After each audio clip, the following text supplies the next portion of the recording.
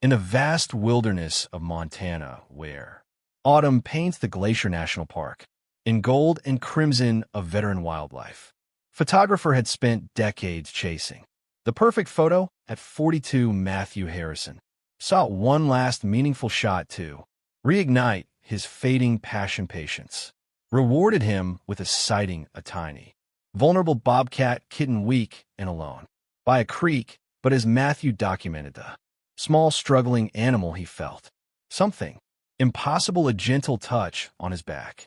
Turning slowly, he found himself face to face with the mother bobcat, her amber eyes holding not with aggression, but with the steady, unnerving gaze of a mother seeking help. The mother bobcat seemed to plead, urging the human towards a hidden danger.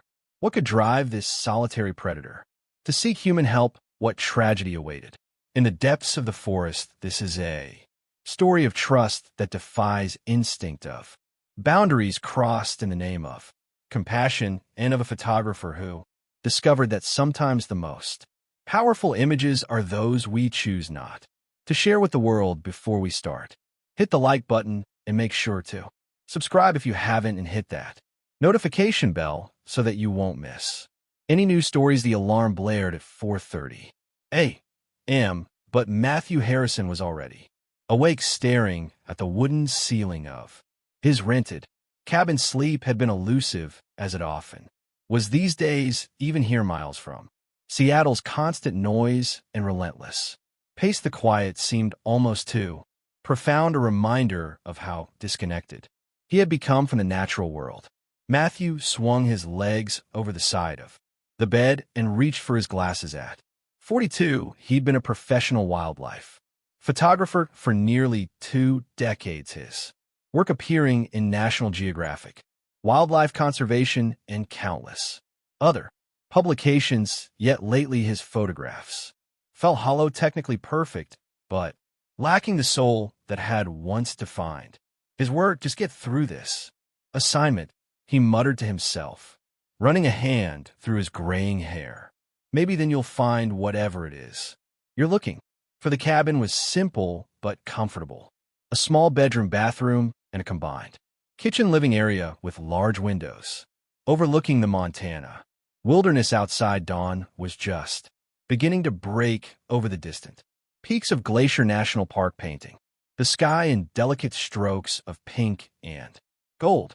Matthew had arrived 3 days ago despite the protests of his ex-wife Karen and their daughter Emma. Dad, Montana in October, the weather's unpredictable and you'll be all alone, Emma had argued during their last video call. At 19, she was studying environmental science at the University of Washington, following in her father's footsteps in her own way. I'll be fine, Em, he had assured her, though the concern in her eyes made his heart ache. Since the divorce 5 years ago, their relationship had been strained at times, with Emma caught between her parents' separate worlds. After a quick breakfast of instant coffee and a protein bar, Matthew gathered his equipment, his trusted Canon EOS R5 with a 100 to 400 millimeter lens, a smaller camera for broader shots, extra batteries, memory cards, a collapsible tripod, and various filters. He packed these carefully into his weatherproof backpack, along with water trail, mixed jerky, a first aid kit, and a satellite phone, a concession to Emma's concerns. The morning air was crisp and sharp in his lungs as Matthew locked the cabin and set off down the trail. The rental property was about 4 miles from the eastern boundary of Glacier National Park, nestled in a valley that local wildlife often used as a corridor. According to his research, this area was home to a small population of bobcats, and spotting them, particularly capturing photographs of mothers with kittens in their natural setting, would be the highlight of his current project on North American wildcats. Matthews, editor at Wildlife Conservation, had been skeptical. Bobcats are notoriously elusive matter. You sure you don't want to focus on something more accessible? But Matthew had been adamant. Something about these solitary, resilient creatures resonated with him. Perhaps it was their independence, their silent strength, or simply that they represented a challenge, a chance to prove he still had what it took to capture truly remarkable images. The first mile of his hike followed an established trail, but soon Matthew veered off onto a game path barely visible among the fallen leaves and undergrowth. He moved slowly, carefully, placing each foot to minimize noise. Wildlife photography required patience, above all else the willingness to wait hours, sometimes days, for just the right moment. By mid-morning, Matthew had reached a small clearing near a creek where he'd previously spotted bobcat tracks. He set up his blind, a small camouflage tent designed to conceal him while allowing his camera lens to extend through a narrow opening. Then he settled in to wait, camera at the ready. Hours passed. The forest around him hummed with life, cicadas flitting between branches, a squirrel chattering angrily at some unseen threat, the distant hammering of a woodpecker. Occasionally Matthew would snap a photo, more to stay alert than with any real artistic intent, but mostly he waited, his mind drifting between memories of past expeditions and worries about his future. The divorce had been amicable enough, but it had left him questioning everything. Karen had simply grown tired of his absences, the weeks spent in remote locations chasing the perfect shot. "I feel like I'm married to your camera," she had said one night, her voice weary rather than angry, and that's not enough anymore. He couldn't blame her. He'd missed birthdays, anniversaries, parent-teacher conferences, all for the sake of his work, and now, approaching middle age, Matthew found himself wondering if it had been worth it. His colleagues praised his technical skill, his eye for composition, but when was the last time he had truly felt connected to his subject? When had photography become less about passion and more about deadlines and magazine spreads? A subtle movement at the edge of the clearing snapped Matthew back to the present. He tensed, finger hovering over the shutter button. There a flash of tawny fur among the undergrowth. He held his breath, waiting. Slowly, cautiously, a small form emerged from the bushes. A bobcat kitten, no more than a few months old. Its spotted coat was a perfect camouflage against the dappled forest floor, and its tufted ears swiveled alertly as it surveyed its surroundings. But something was wrong. The kitten moved with an unsteady gait, occasionally stumbling as it made its way toward the creek. Matthew's heart raced as he captured frame after frame. This was the moment wildlife photographers lived for, a rare, intimate glimpse into the life of an elusive creature. But as he zoomed in to check, his focused concern replaced his excitement. The kitten appeared thin, its coat dull, and when it finally reached the water's edge, it collapsed rather than drank, lying limply on a mossy bank. For a moment, Matthew hesitated. The cardinal rule of wildlife photography was non-inference. Nature, however harsh, should be allowed to follow its course without human intervention. But something about the small, vulnerable creature overcame his professional detachment. Slowly, he emerged from his blind, camera still in hand, but now forgotten. He approached the kitten with extreme caution, expecting it to flee at any moment, but it remained motionless, save for the rapid rise and fall of its tiny rib cage. "Hey there, little one," Matthew whispered, kneeling a few feet away. He snapped a few photos documenting the kitten's condition. Up close, he could see it was severely dehydrated and possibly malnourished. Where was its mother? Bobcat kittens typically stayed with their mothers until they were nearly a year old, learning to hunt and survive in the wild. Matthew set down his camera and reached for his water bottle, considering how he might help without causing more stress to the already struggling animal. That's when he felt a soft, almost imperceptible touch on his back. He froze, every instinct screaming danger. With glacial slowness, he turned his head to find himself face to face with a full-grown female bobcat. Her amber eyes, unervingly intelligent, were fixed on him, and her powerful body was tense, but not in the predatory. Crouchy. Expected time seemed to stop as human, and Wildat regarded each other at point blank. Range Matthews' mind raced through everything he knew about Bobcat. Behavior, they were generally shy, avoiding human contact whenever possible. An encounter this close was practically unheard of and potentially dangerous, especially with a kitten involved yet. The female made no move to attack. Instead, she did something that defied everything Matthew thought he knew about wildlife. She gently touched his arm with her paw, then looked toward her kitten with what could only be described as desperation in her eyes. "This can't be happening," Matthew whispered, his photographer's instinct making him wish desperately for his camera now just out of reach. The female Bobcat touched him again more insistently this time, then took several steps toward a dense thicket beyond the clearing, looking back at him expectantly with a glance at the weakened kitten. Matthew made a decision that went against all his training and experience. He stood slowly, careful not to make any sudden movements, and followed the Bobcat. She led him deeper into the forest, occasionally pausing to ensure he was still. Following, Matthew's heart pounded in his chest, adrenaline making his senses hyper. Aura of every sound, every movement. This was madness, following a wild predator into unknown territory. Yet something compelled him forward. The female's behavior was so deliberate, so unlike anything he'd ever observed, that his curiosity overrode his caution. After about 10 minutes of careful navigation through increasingly dense underbrush, the Bobcat stopped beside a fallen log. Matthew heard it before he saw it, a pitiful mooing sound that made his heart clench. There, caught in the metal jaws of a spring trap, was another Bobcat kitten. "Oh God," Matthew breathed, understanding dawning with sickening clarity. The mother hadn't been threatening him. She had been asking for help. Somehow this wild creature had recognized that a human might be able to save her child when she could not.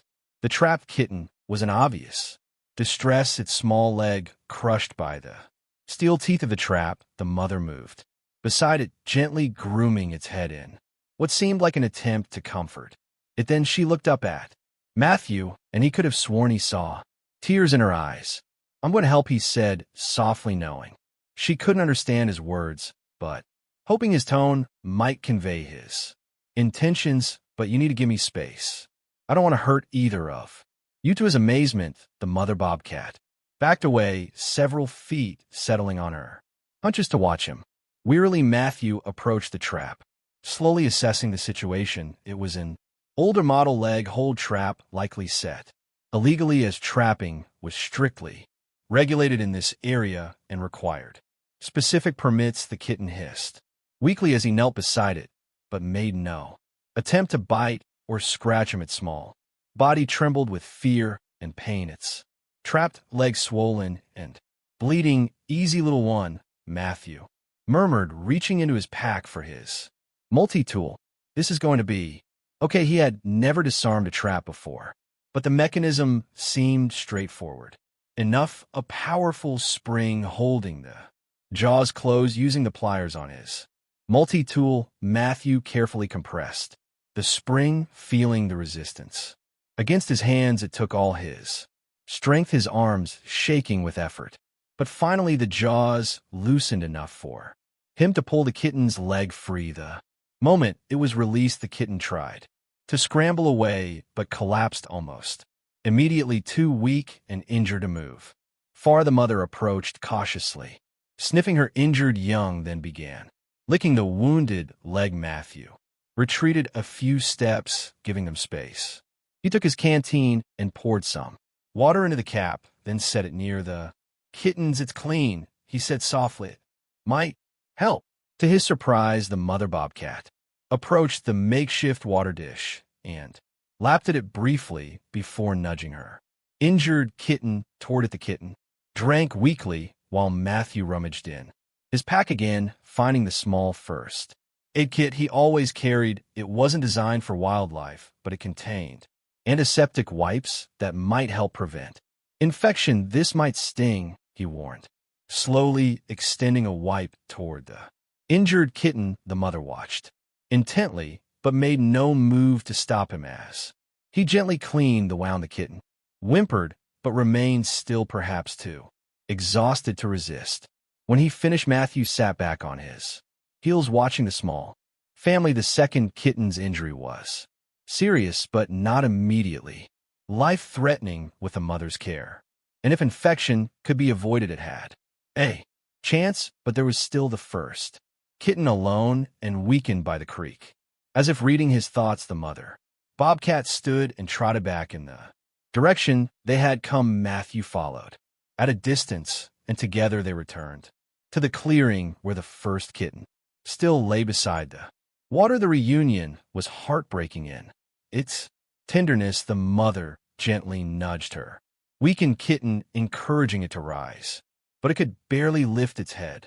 Matthew, keeping a respectful distance, opened a packet of jerky from his pack and tore off tiny pieces, tossing them near the bobcats. It's not ideal, he said, but its protein might help until you can hunt again.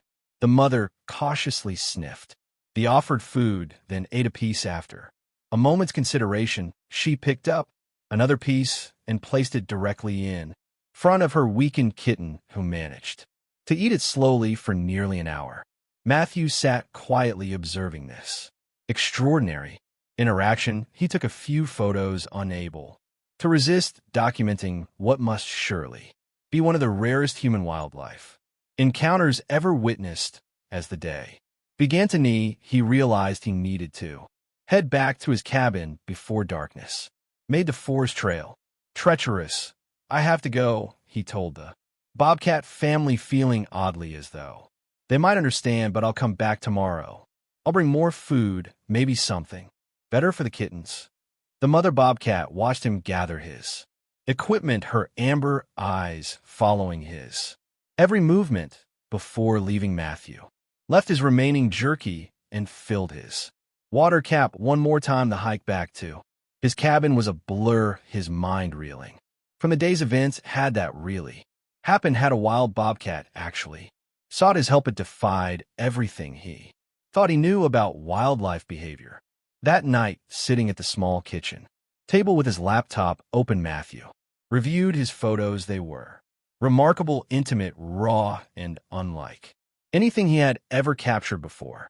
There was something in the mother Bobcat's eyes that transcended species boundaries, a universal parental desperation that any human could recognize. But as he stared at the images, a troubling thought formed. If he published these, revealed the location, what would happen to the Bobcat family? Trappers might intensify their intrusive, wildlife enthusiasts might search them out, disrupting their recovery and natural behaviors. For the first time in his career, Matthew found himself questioning the purpose of his work. Was documentation enough, or did he have a greater responsibility to the subjects whose lives he captured through his lens? Sleep eluded him again that night, but for different reasons. By dawn, he had made a decision. He packed his backpack with supplies, high-quality cat food from the small general store down the road, clean water, and a more comprehensive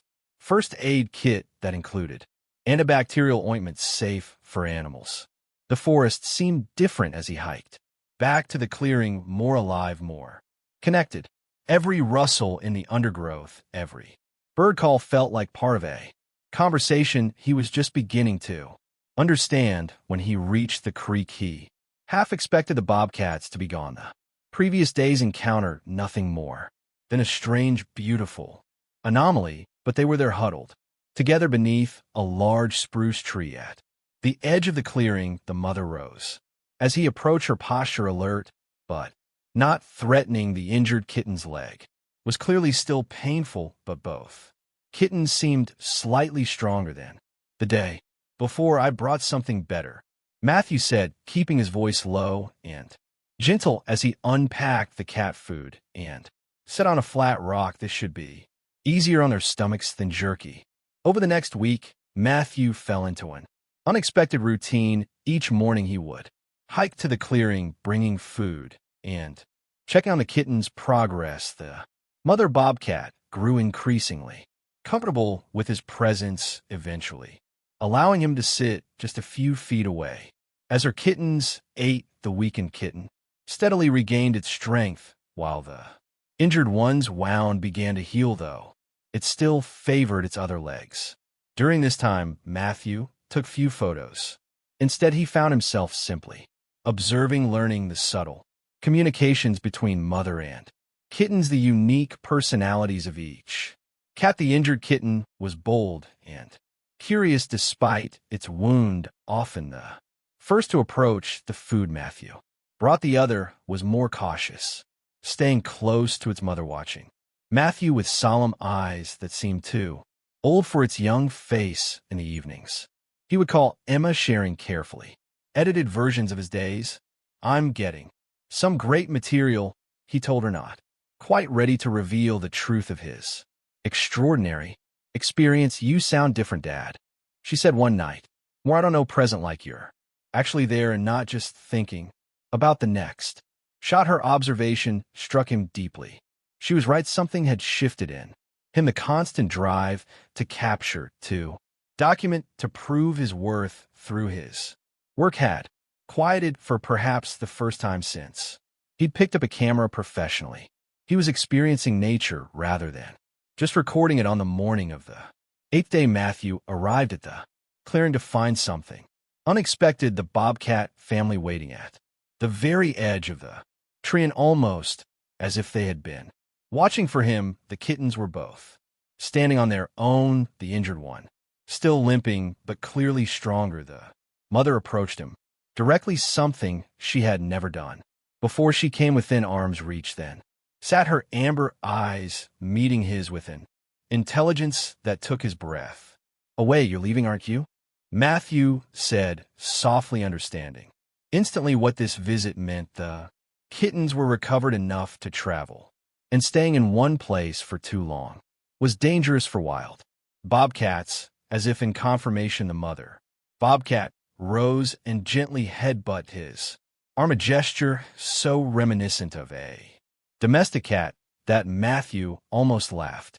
Then she did something that would stay with him forever. She placed one paw on his knee, holding his gaze for a long moment before turning back to her kittens with her family gathered around her. The mother bobcat looked back at him one last time, then led her kittens into the forest. Matthew watched until the last flash of spotted fur disappeared among the trees, his heart full of an emotion he couldn't quite name, joy tinged with lost, wonder mixed with gratitude. Back at his cabin that evening, Matthew sat on the porch watching the sunset paint the Montana sky in breathtaking colors. His camera sat untouched beside him. There would be time for photographs later, other assignments, other animals.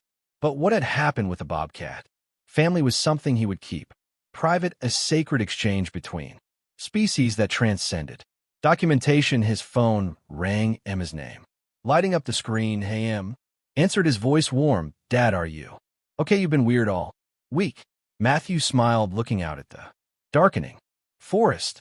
"I'm better than okay. I think I finally found what I was looking for." Which was? He thought about the mother bobcat's eyes, the trust she had placed in him, despite every natural instinct, the connection that had formed between them, and their shared concern for her kittens. A reminder, he said simply, of why I started doing this in the first place.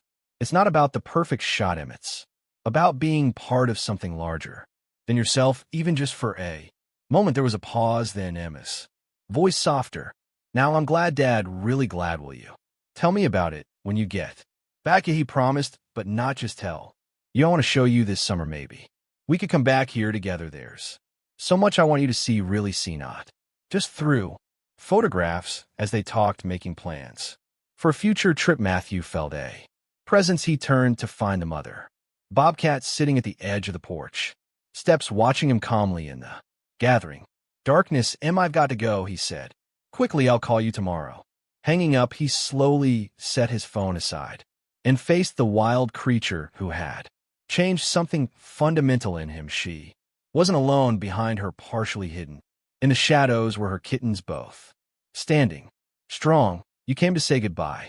Properly, Matthew whispered, overwhelmed by the gift of this final visit. The mother bobcat blinked slowly, that universal feline gesture of trust and affection. Then, as silently as they had appeared, the bobcat family turned and vanished into the night, returning to their true home in the while Matthew remained on the porch long after they had gone, his heart full.